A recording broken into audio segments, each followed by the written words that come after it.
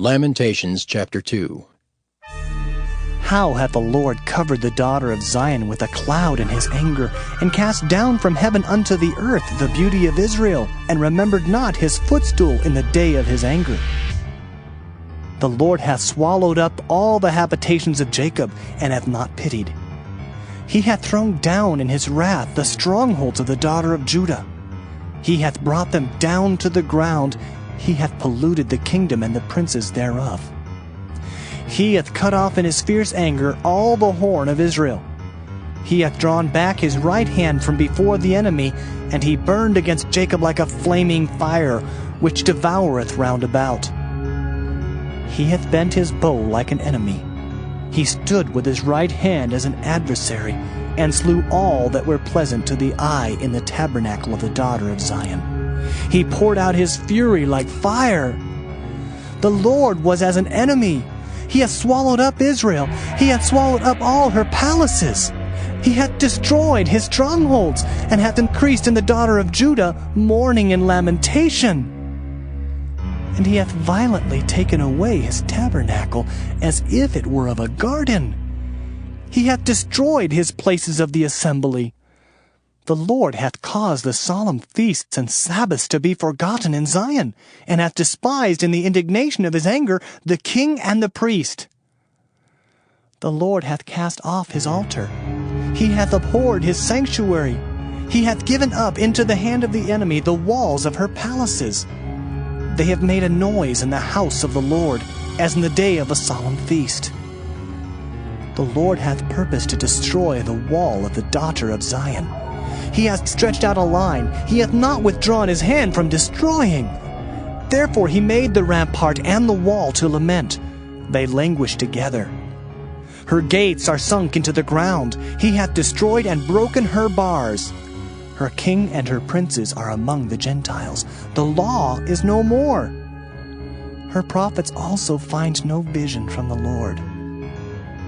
The elders of the daughter of Zion sit upon the ground and keep silence. They have cast up dust upon their heads. They have girded themselves with sackcloth. The virgins of Jerusalem hang down their heads to the ground. Mine eyes do fail with tears. My bowels are troubled. My liver is poured upon the earth for the destruction of the daughter of my people.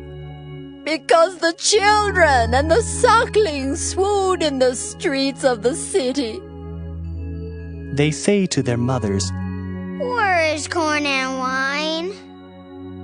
When they swooned as the wounded in the streets of the city, when their soul was poured out into their mother's bosom. What thing shall I take to witness for thee? What thing shall I liken to thee, O daughter of Jerusalem?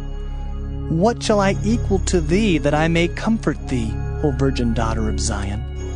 For thy breach is great like the sea. Who can heal thee? Thy prophets have seen vain and foolish things for thee, and they have not discovered thine iniquity to turn away thy captivity, but have seen for thee false burdens and causes of banishment.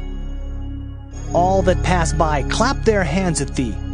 They hiss and wag their head at the daughter of Jerusalem, saying, "Is this the city that men call the perfection of beauty, the joy of the whole earth?"